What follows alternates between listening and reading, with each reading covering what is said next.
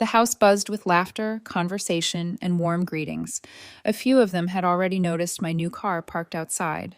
Uncle Austin, our longtime neighbor and family friend, curiously asked about the price of the Mustang.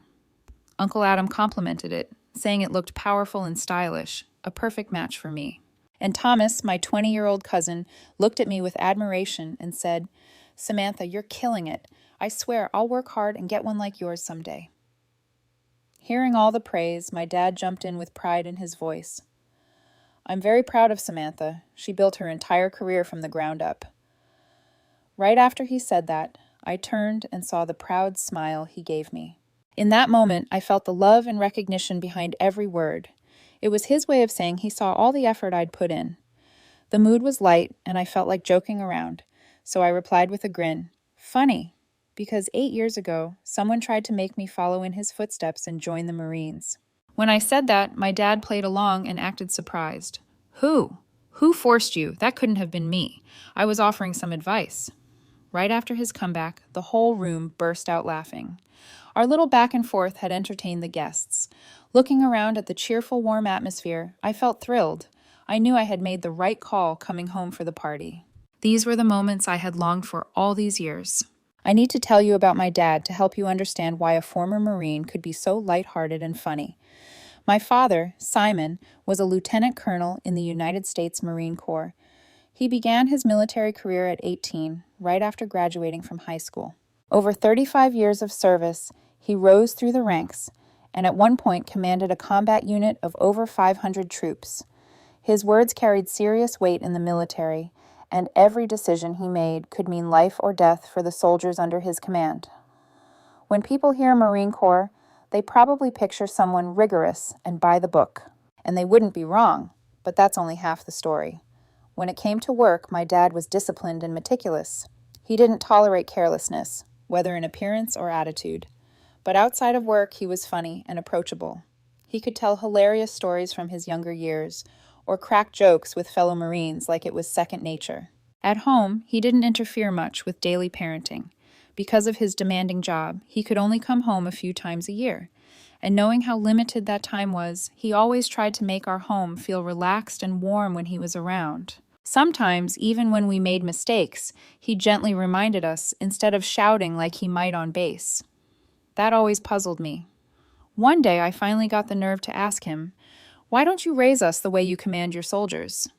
He smiled, patted me on the head, and said, "If you listen and know what's right, I'll be your friend. But if you mess up and don't own or fix it, you'll get a real boot camp experience." Hearing those words gave me insight into his philosophy on parenting, and from that point on, I never felt pressure or fear around him. We could talk about anything, work, life, you name it. And somehow, over the years, our relationship shifted from father and daughter into something more like best friends, able to share, joke, and talk with each other as naturally as breathing. Back to the Christmas party. While the room was still filled with laughter and lively conversation, Sophia, my younger sister, suddenly said in a relaxed tone, "Can I borrow your car for a few days?" Caught off guard by her sudden request, I asked, "What about your car? Why do you need mine?" Without hesitation, Sophia replied with a straight face, "I just want to use it for a few days, show it off to a few friends." Hearing her blunt answer, I was a bit surprised.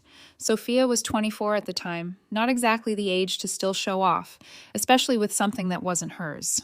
And honestly, borrowing a car just to show off didn't sound like something a grown adult should be saying. After a few seconds of hesitation and careful thought, I replied, "I can't let you borrow it. The Ford Mustang is a tough car to handle. It's made for experienced drivers with a stable mindset." Right after I said that, a look of irritation appeared on Sophia's face. Her expression shifted completely from relaxed to annoyed. She stared straight at me and asked, "So, you're saying I'm impulsive?" I patiently explained, trying to stay calm in the face of her attitude. I said, "That's not it. The Mustang is difficult to handle. I've ridden in your car a few times. You often pass other vehicles without checking carefully and drive way too fast. I don't want anything bad to happen to you." I hadn't finished my sentence when Sophia raised her hand, visibly upset, and cut me off. "Stop it. That's enough. You're so selfish. If you don't want to let me use it, say so.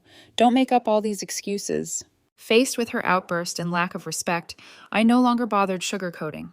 I responded directly. Fine, I'll say it clearly. I can't let you borrow the car. If you want a car like that, learn to earn money and save up like I did.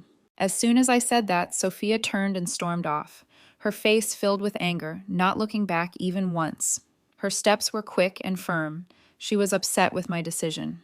At that moment, I had no idea that my reasonable refusal would become the excuse behind her impulsive action. I also didn't expect that I would end up paying a heavy price for standing my ground. I honestly thought I was protecting her from unnecessary risk when I told her no, but as it turned out, I had unknowingly set off a major family conflict. By around 6:30, each dish was brought to the dinner table with care and formality. The smell of grilled meat, creamy mashed potatoes, and crispy toasted bread filled the room, making everything feel warmer. In all my 26 years of life, this was the happiest Christmas I'd ever had because my dad was finally there. Every single relative was gathered around the table. As we enjoyed the rich meal, we shared funny stories from the past. My dad was especially animated, cracking everyone up with tales from his childhood as he sat surrounded by cousins and old family friends.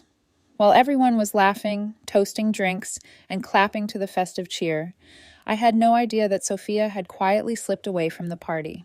Taking advantage of the joyful distraction, she snuck over to where I'd hung my coat, pulled the car keys from the pocket, and took my Ford Mustang without asking. With the soft Christmas music playing and people laughing inside the house, I didn't hear my engine starting up or the car pulling away from the driveway. Around 8 p.m., just as we were still lost in the fun of storytelling, a loud crash suddenly echoed outside. The impact was so strong that it made the entire house shake. Everyone stopped eating instantly and stood up, concern etched on their faces, rushing to see what had just happened. In a flash, the joyful energy turned into tension. Before I could even get to the door, I heard Uncle Austin's voice shout in horror, "Oh my God, it's Samantha's car!" That shout made my heart skip a beat. I rushed forward, and the sight in front of me made my whole body go numb. My Ford Mustang, my pride and joy, was crumpled at the front gate. The front end was completely smashed. The headlights shattered, and thick smoke poured from the engine. This was the car I had saved for 6 months to buy, and now it was wrecked beyond recognition. My heart felt like it had stopped.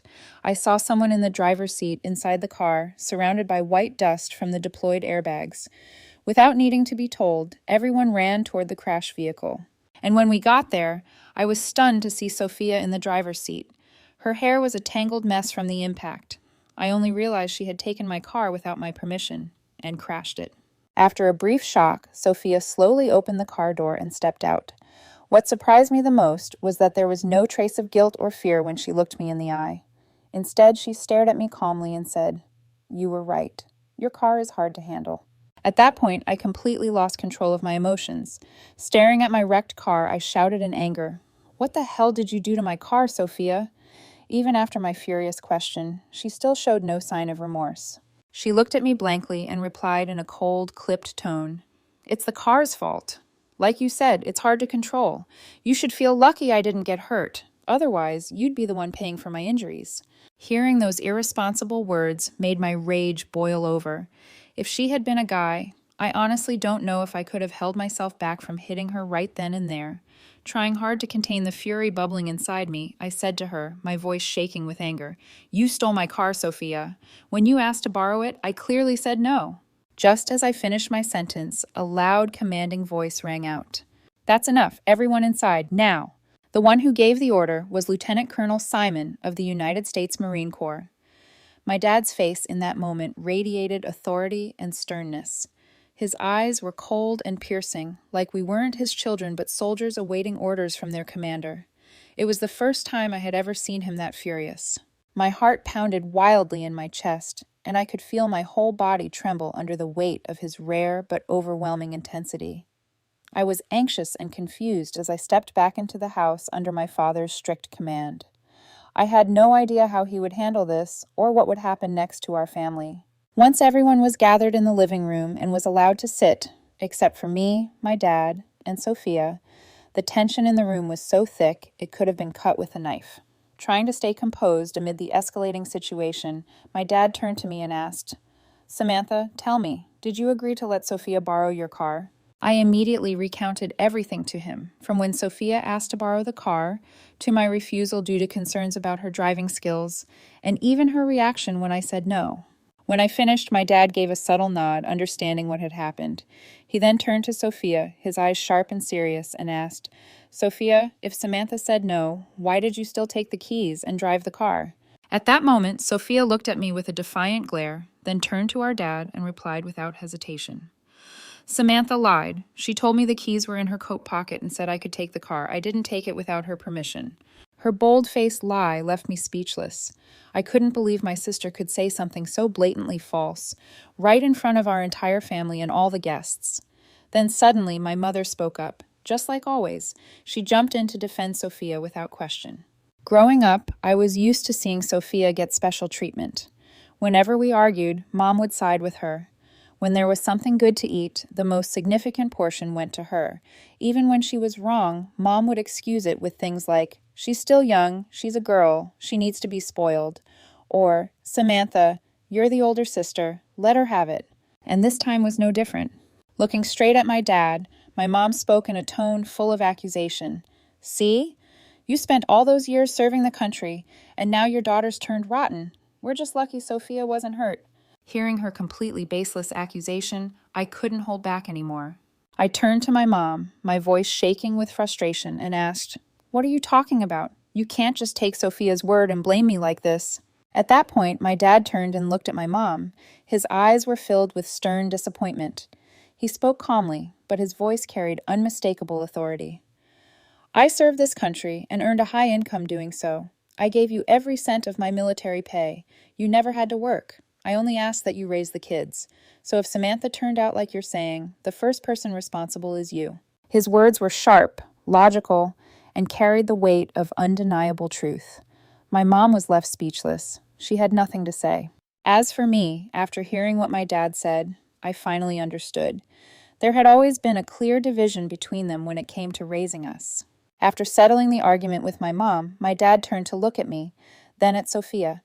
A few seconds passed before he spoke to us in a firm voice. One of you is lying. Be honest right now, and I'll forgive and let it go. But if you keep being stubborn and I discover the truth myself, the consequences will be severe. As soon as he finished speaking, I noticed Sophia swallow hard. She looked a bit uneasy, but she held her ground. She stared straight at my dad and said, Samantha is the one who's lying. As for me, I didn't need to say anything else in my defense. I looked my dad in the eye and said firmly, I want to call the police to investigate this. He paused, thinking it through carefully, then replied, All right, I'll allow it. Go ahead. Right then, Sophia suddenly lifted her head, a worried look on her face. She quickly turned to my dad and said, Why call the police? This is a family matter. If outsiders hear about it, it'll be embarrassing. Her objection gave away more than she realized. At that moment, my dad caught on immediately, with all his experience of reading people. He looked at Sophia with piercing eyes and declared, No need to call the police. Sophia, you're the one who lied. My mom jumped in again to defend her daughter when he said that. She said, Simon, you can't accuse her without clear proof. That blind defense of Sophia finally pushed my dad over the edge. He turned to my mom and shouted with commanding authority, I'm disciplining my child. Stay out of it. My mom fell silent, lowering her head under the weight of his rare and unmistakable anger. Then he turned his gaze back to Sophia and said earnestly, Only criminals are afraid of the police. I'll call them myself if you don't tell the truth right now. This time, Sophia didn't try to deny it anymore. Still, there was no fear in her eyes. She looked straight at him and defiantly said, Yes, I took Samantha's car without permission. Her unexpected confession stunned the guests in the living room. They exchanged glances, clearly shocked that the situation had escalated this far. As for me, I let out a long breath of relief. At least now I had proven I wasn't lying and no longer needed to call the police. Looking at everything that was unfolding, I thought it was over. I truly believed it would all end with a sincere apology from Sophia and her agreeing to take responsibility for the damage she had caused. But I was utterly wrong. Nothing was going to end that easily. Things were about to get far more complicated than I had ever imagined. After Sophia admitted she had taken my car without permission, my dad nodded in quiet satisfaction that the truth had finally come to light. The tension in the room began to ease.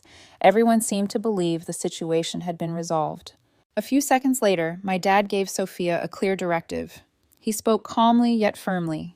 You need to apologize to Samantha and take responsibility by getting her car repaired first thing tomorrow morning. Sophia stood frozen, her expression full of resentment. A few seconds passed before she shouted at him, "That's an unreasonable demand!" Without raising his voice, my dad responded evenly, "And why do you think it's unreasonable?" Sophia glanced at my mom at that moment, as if looking for backup. Then turning back to Dad, she replied in frustration, "It was just a minor accident. Why is everyone blowing this out of proportion?" As soon as she finished, my mom jumped in again to defend her. She sounded coddling. "Simon, don't be so hard on her. She's just a girl. Samantha makes good money. There's no need to make Sophia pay for the repairs." That comment made something click in my dad's mind. He stopped looking at Sophia and walked a few steps toward my mother. His eyes were sharp as he asked her, "So, all this time, you've been teaching Sophia to live without responsibility, haven't you?" My mom stayed silent. She looked down, unable to meet his piercing gaze. That silence said it all. Seeing her offer no response, Dad slowly turned back toward Sophia. Looking her straight in the eye, he asked one last time, "Sophia, will you apologize to Samantha and take responsibility for getting the car fixed?" Still stubborn and defiant, Sophia stared him down and yelled, "I'm not doing what you say. We're family. Why are you being so petty?" Those disrespectful words pushed my dad over the edge. I saw his face shift. The calm, patient father disappeared, and a Marine officer who had no tolerance for irresponsibility stood in his place. He didn't say another word. He turned around and walked away. No explanation, no warning. I watched as he headed to the back of the house toward the storage shed. I had no idea what he was planning to do, but seeing him walk off silently, I thought he had finally given up on Sophia's defiance. What I didn't know at that moment was that in just 3 minutes, I would witness the terrifying anger of Simon, a United States Marine Corps lieutenant colonel. At the time, I thought everything was winding down in disappointment, but in reality, the storm was only beginning. After my dad left the room, a few relatives spoke to ease the tension and mediate the situation. The room was split into two clear sides, one supporting me, the other defending Sophia. Uncle Austin and Thomas were firmly on my side, saying Sophia needed to take responsibility for her actions. Some people suggested I just let it go. "It's family," they said. "Don't make it bigger than it needs to be." Others, especially those close to my mom, told Sophia she should listen to our dad, apologize, and pay for the damages. The back and forth turned the living room into a mess of overlapping voices. I sat in silence, drained, emotionally exhausted by everything that had happened. Precisely 3 minutes later, the door to the backyard shed slammed open with a loud bang. My dad walked out holding a solid oak baseball bat in one hand. His expression was ice cold, his steps firm, his presence overwhelming. Everyone in the room stopped talking the moment they saw him return. The room dropped into absolute silence. I was racing with one terrifying thought. Will he hit Sophia with that bat? My heart pounded. I began to shake, not because I feared for myself, but because I was genuinely scared for my sister, despite everything she had done. But that thought quickly disappeared when he walked past us without a word or glance. At the front door, he turned around and spoke flat, emotionless. "Follow me." No one dared question him. We all followed like soldiers responding to a direct command. The guest stood up again and moved hesitantly behind him, nervous and unsure of what would happen. Then we all stopped in shock as my dad stood in front of a white Honda Civic, Sophia's car. Before anyone could speak or react, he raised the baseball bat and smashed it straight into the windshield. The sound was deafening. Glass shattered and flew in every direction. Time seemed to freeze. My heart pounded like a war drum. My body locked up, paralyzed by disbelief. Uncle Austin and Thomas stood there, jaws dropped, eyes wide. My aunts clung to each other, their faces pale with horror. Once the windshield was nothing but shards, Dad moved on to the side windows. The sound of oak slamming into metal rang out like gunshots. Everyone flinched with every strike. Sophia and my mom came running out of the house, their faces ghost white. My mom desperately grabbed my dad's arm, screaming, "Simon, stop this!" Sophia stepped before him, her voice shaking. "Why are you doing this?" But he had already snapped. His face was flushed with rage. He looked at Sophia and said coldly, "This car was my gift to you. That means I have every right to destroy it." Then, with a quick shrug, he shook off my mom's grip and kept going. He smashed the headlights, the mirrors, the doors. Nothing was spared. The car was being torn apart before our eyes. The guests stood frozen in fear. Some covered their faces. Others stepped back. Thomas bowed his head, pale and silent. Uncle Austin didn't move, his mouth still open, lost for words. Sophia no longer tried to stop our dad. She just clung to my mom, both of them sobbing uncontrollably. Their cries mixed with the bat crashing into metal, creating a horrifying, surreal soundtrack. And I stood there, witnessing my father explode like a hurricane for the first time in my life. I was trembling, not because I thought he'd hurt me, but because I had never seen him lose control like that. Yet deep down, I understood this wasn't just rage. Years of built-up frustration erupted from enabling, spoiling, and avoiding accountability. After nearly 10 minutes, he dropped the bat onto the ground beside the now destroyed car. Once his fury had run its course, he looked at them, eyes sharp and emotionless, and said, "This is the lesson for anyone who always thinks they're right." Then, without another word, he turned and walked back into the house, leaving behind a yard full of stunned, trembling guests. Watching it all unfold, I realized this wasn't just a lesson for Sophia. It was a clear, brutal warning to all of us that actions come with consequences and no one is above responsibility. About 10 minutes later, we had all returned to the house, carrying a heavy, suffocating silence with us. My dad was sitting upright on the leather sofa in the living room, his face still stern from the earlier outburst. No one dared speak. No one asked a single question. It was as if everyone in the room had been shaken by the sheer authority of a man who had once served in the United States Marine Corps. The air in the room was so thick, it felt like it could be cut with a knife. The guests sat quietly, staring at the floor or exchanging nervous glances, unsure what to say or if saying anything was safe. Once everyone had settled in, my dad stood up and approached me. He reached into his pocket, pulled out a thick stack of cash, and handed it to me. He said in a firm, serious voice, "Here's $10,000. Take it and get your car fixed." When he said that, I quickly replied, "Dad, keep it. I can handle the repairs myself." But he didn't let me finish. He locked eyes with me and spoke in a tone that left no room for argument. "That's an order, not a suggestion." I reluctantly took the money from his hand, not wanting to add more tension to the fragile atmosphere. It felt heavy, not just in weight, but in meaning. Those bills carried more than just monetary value. They bore the weight of everything that had happened. The anger, the consequences, the lesson. Seeing what my dad had just done for me, my mom could no longer hold back. She immediately spoke up to defend Sophia, saying to him, "And what about Sophia's car? You need to buy her a new one." At that point, my dad had run out of patience, not just with Sophia, but with my mother's attitude. He stood up, looked her straight in the eye, and said, "Tomorrow, I'll contact my old unit. If you and Sophia want to continue living in this house, you'll both complete a 1-month military training program." When she heard the words military training, my mom's and Sophia's faces went pale. They knew exactly what that meant. Waking up at 5 o'clock in the morning, running for miles, brutal workouts, and strict discipline with zero room for excuses. Immediately, Sophia shouted in panic, "I'm never doing that damn training." Mom couldn't control her emotions anymore either. She stood up, glaring at my dad, and yelled, "You're so biased toward Samantha. This is a family. You can't keep showing this unfair favoritism." But by now my dad had regained most of his composure, though his voice was still filled with authority. He looked at her calmly but firmly, explaining, "Samantha bought her car with her own money. Money she earned. Our daughter destroyed it. It's our responsibility to pay for the damage. As for Sophia's car, that was a gift, paid for with our money. The money I earned and sent home.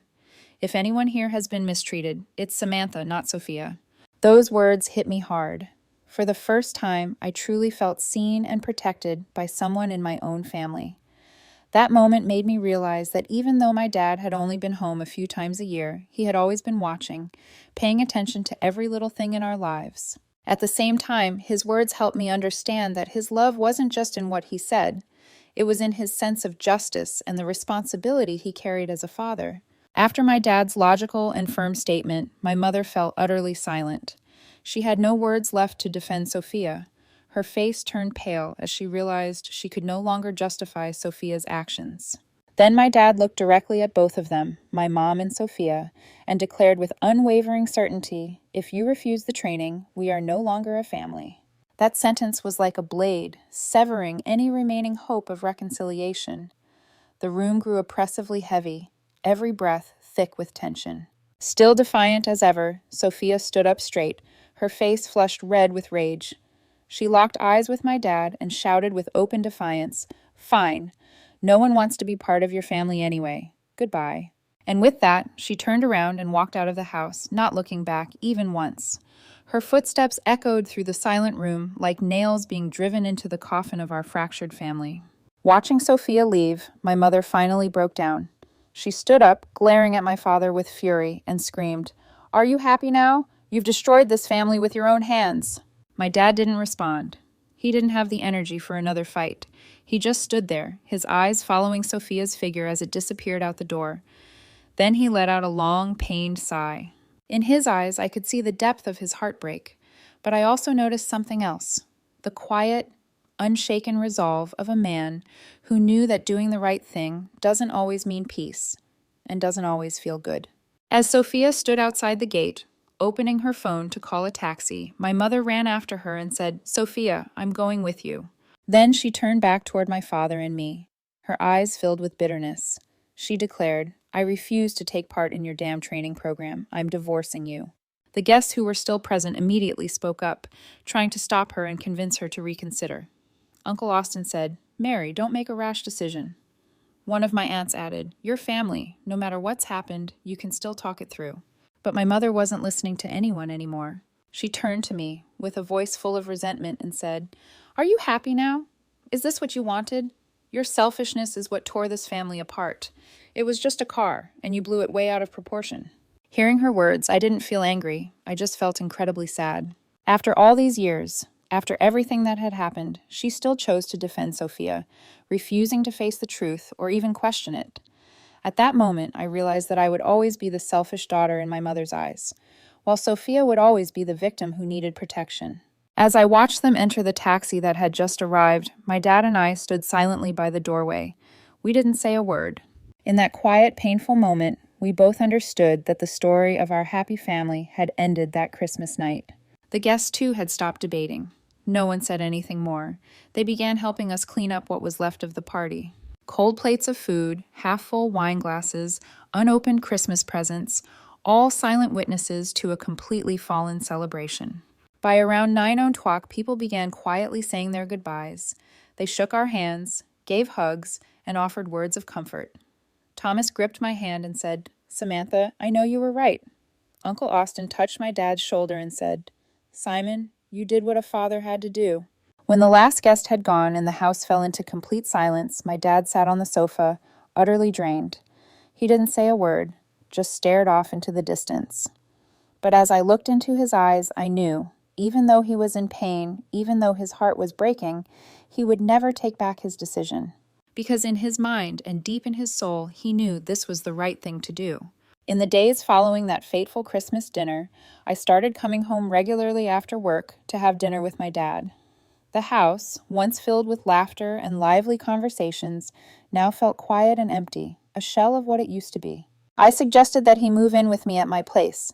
I thought it might help ease his loneliness, but he firmly declined. He explained, "I want to stay in this house until the divorce and property division are finalized. After that, I'll come to live with you." Respecting his decision, I never brought it up again. I understood that he needed time to sort through the legal complexities. Perhaps even more than that, he needed space to reflect on everything that had happened. During the waiting period while the divorce was being processed, our dinners together became something I deeply cherished.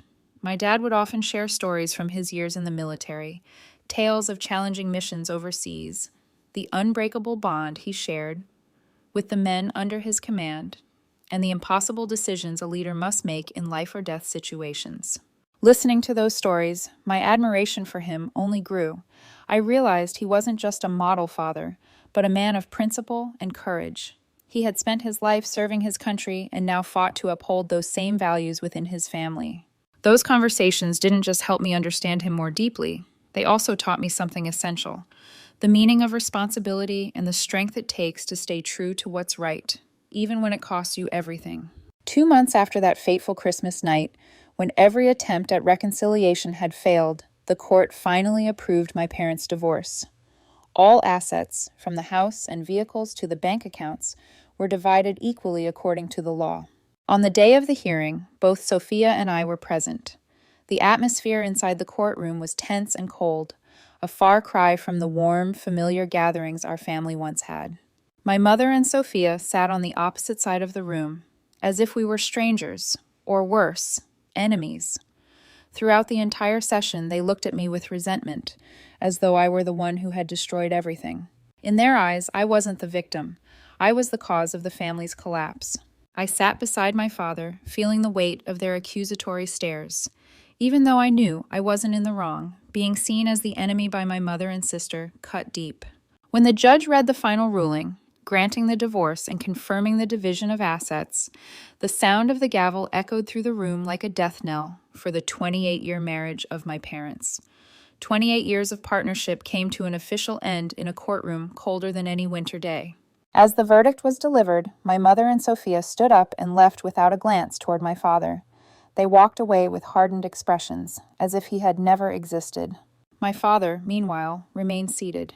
He watched silently as the two people he once called family disappeared from view. His face showed deep, unmistakable pain, but he never lost the composure or dignity of a soldier. At that moment, I knew with absolute clarity that our family was officially and irreversibly broken. It's been 2 years since that heartbreaking day in court. My father has since moved in with me at my 3-bedroom house in the suburbs of San Jose.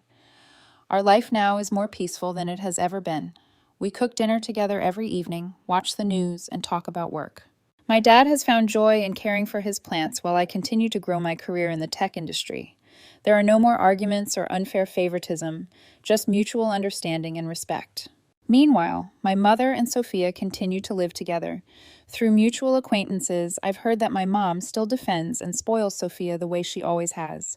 As for Sophia, she's only gotten worse, going out late, burning through money recklessly, and treating my mom with an increasingly toxic attitude. And then what my father once warned finally came true. Sophia ended up paying a steep price for her recklessness and lack of responsibility.